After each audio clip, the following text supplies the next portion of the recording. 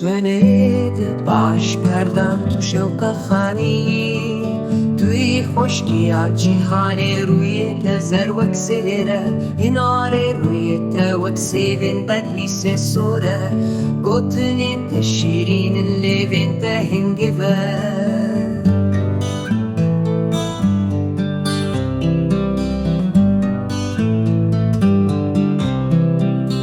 Rojên min dibin demsalên dirêj li bendî te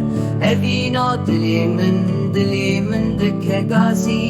Warê dermana min be Nazdarê min Cana min a çavxezal twî bûka heyva şevê Çavê min bûne kanya hê siran were wan zuha bike